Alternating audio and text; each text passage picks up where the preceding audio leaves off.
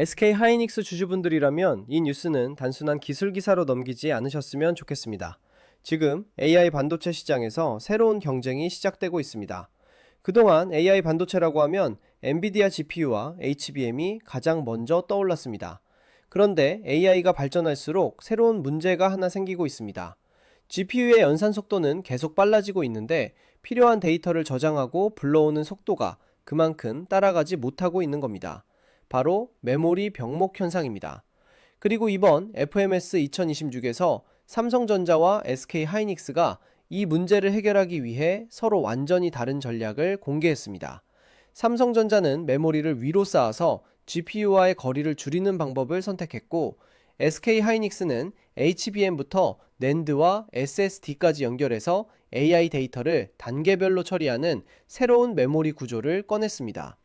특히 SK 하이닉스가 샌디스크와 함께 공개한 HBF는 최대 512GB 용량과 초당 최대 3TB의 데이터 전송 속도를 목표로 하면서 HBM의 용량 한계를 보완하는 기술로 등장했습니다. 그런데 저는 오늘 누가 기술적으로 더 뛰어난지를 비교하려는 게 아닙니다.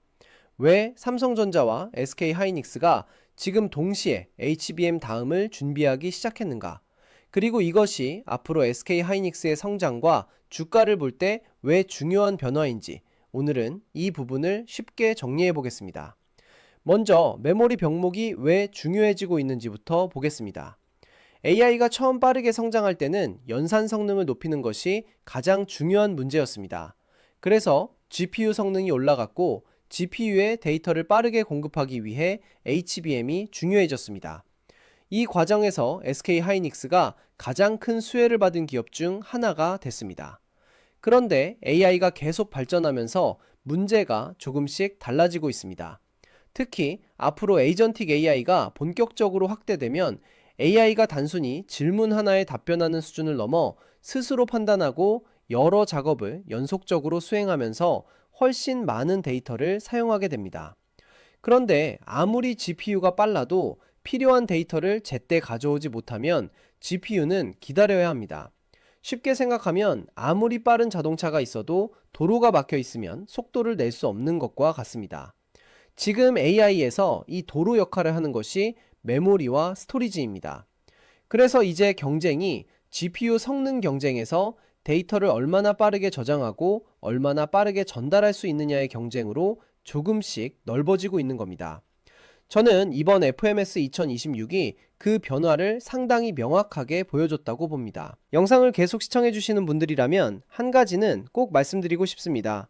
사실 주식은 좋은 종목을 찾는 것보다 어떻게 대응할지 기준을 갖고 있는 것이 훨씬 중요합니다. 같은 종목을 가지고 있어도 어떤 분은 수익을 내고 어떤 분은 손실을 보는 이유도 결국 그 기준의 차이입니다. 내가 보유한 종목의 상승 여력이 얼마나 남아있는지, 조정이 나온다면 어디까지 지켜봐야 하는지, 그리고 지금 시장의 방향성이 다음에는 어느 업종으로 이동할 가능성이 있는지, 이런 기준이 없으면 뉴스가 나올 때마다 흔들리고 결국 같은 실수를 반복하게 됩니다. 그래서 영상에서는 핵심만 전달드리고 조금 더 자세한 내용은 마켓인사이트 브리핑 페이지를 통해 따로 정리해서 공유하고 있습니다. 삼성전자, SK 하이닉스 리포트부터 기타 AI 반도체 종목까지 PDF 파일도 무료로 보내드리고 있습니다. 영상 아래 고정 댓글이나 설명란에 있는 링크를 클릭하신 뒤 자료 신청을 누르시면 삼성전자, SK 하이닉스, AI 반도체는 물론 관심 있는 종목까지 직접 선택해서 리포트 받아보실 수 있습니다. 신청 방법도 어렵지 않습니다. 자료 신청을 누르신 뒤 관심 있는 항목을 선택하시고 성함이나 편하게 사용하는 닉네임, 그리고 자료를 받아보실 연락처만 남겨주시면 됩니다.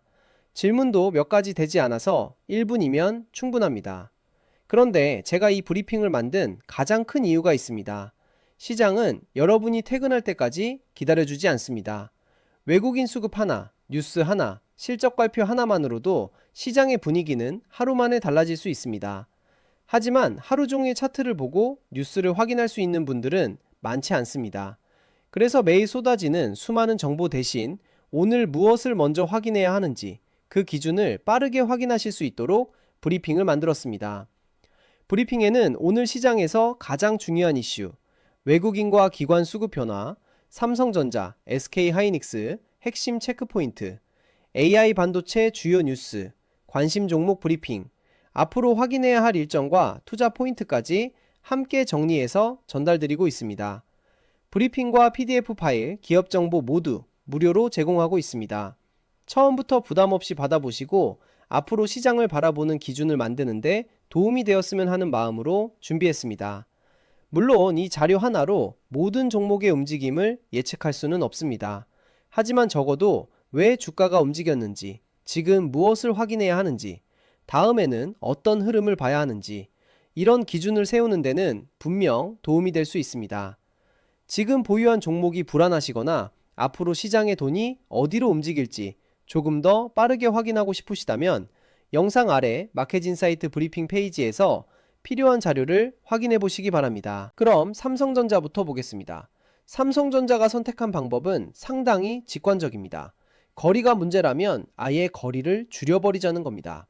이번에 공개한 기술이 ZHBM입니다.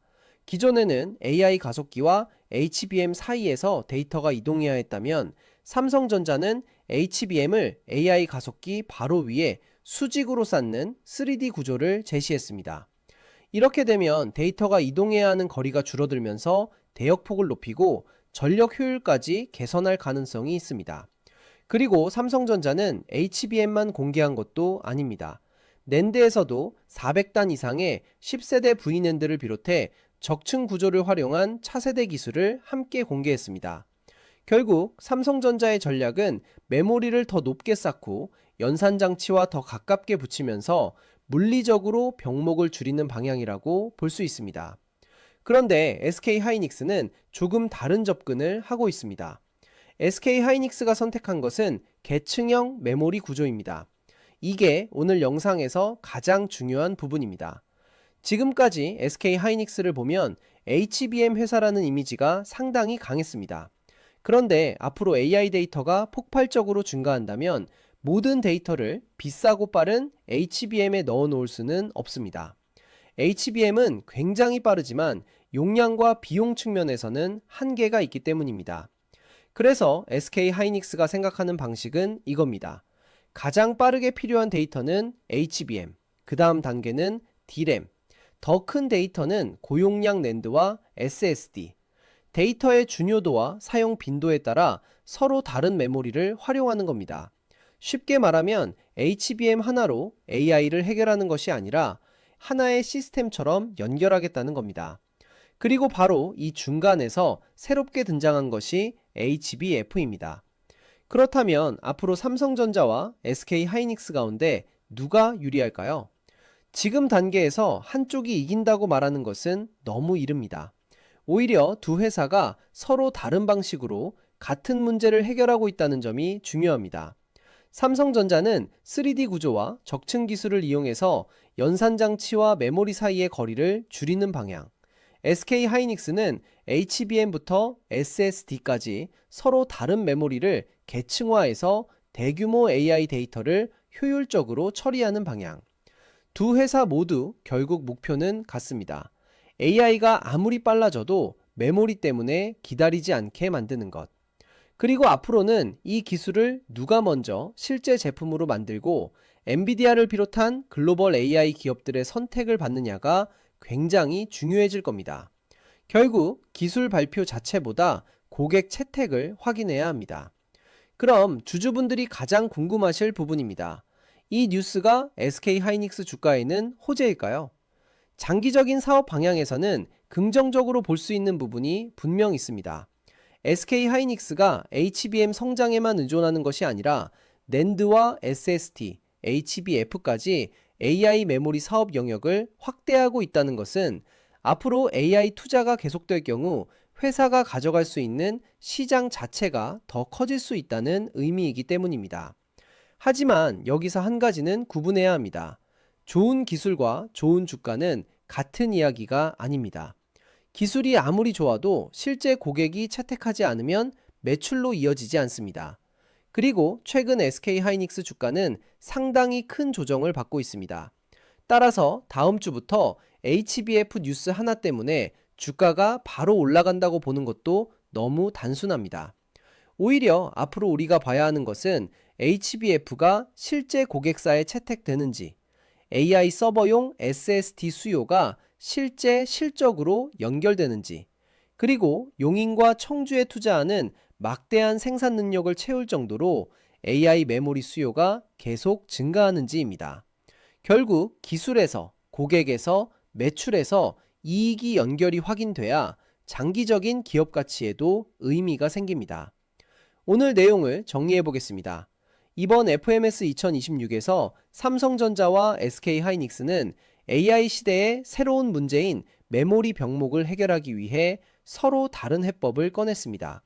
삼성전자는 ZHBM과 차세대 V낸드를 중심으로 3D 적층 기술을 강화하고 있고, SK하이닉스는 HBM부터 D램, HBF, 낸드, SSD까지 연결하는 계층형 메모리 전략을 보여주고 있습니다. 저는 특히 SK하이닉스를 볼 때 이 부분을 중요하게 보고 있습니다. 그동안 시장에서는 SK하이닉스를 사실상 HBM 대표주처럼 바라봤습니다. 하지만 최근 회사의 움직임을 보면 HBM 하나가 아니라 AI가 만들어내는 데이터 전체를 어떻게 저장하고 움직일 것인가, 여기까지 사업 영역을 확대하려는 모습이 나타나고 있습니다. 그리고 이것은 최근 발표한 54조 투자와도 연결해서 볼 필요가 있습니다. 결국 SK하이닉스가 준비하는 것은 HBM 다음 제품 하나가 아니라 HBM 다음에 AI 메모리 생태계일 수도 있습니다. 다만 주가는 별개의 문제입니다. 최근 차트 흐름이 약한 만큼 좋은 기술 뉴스 하나만 보고 미리 반등을 예상하기보다는 다음 장에서 실제 매수세가 들어오는지, 외국인과 기관 수급이 돌아오는지, 그리고 우리가 보고 있는 차트에서 데드 이후에 하락 흐름이 멈추고 다시 골든 신호가 만들어지는지, 이 부분을 함께 확인하겠습니다. AI 반도체의 다음 경쟁은 누가 더 빠르게 계산하느냐를 넘어 누가 데이터를 더 빠르게 움직이느냐의 경쟁으로 넘어가고 있습니다. 그리고 그 변화의 중심에 삼성전자와 SK하이닉스가 동시에 들어가 있다는 점은 계속 지켜볼 필요가 있습니다. 다음 시장에서 의미 있는 변화가 나오면 차트와 함께 다시 빠르게 정리해 드리겠습니다. 영상에서 사용하는 차트와 종목 브리핑 자료가 필요하신 분들은 영상 아래 고정 댓글이나 브리핑 페이지에서 신청해 주시면 함께 받아보실 수 있습니다. 오늘 영상이 도움이 되셨다면 좋아요와 구독 부탁드립니다. 감사합니다.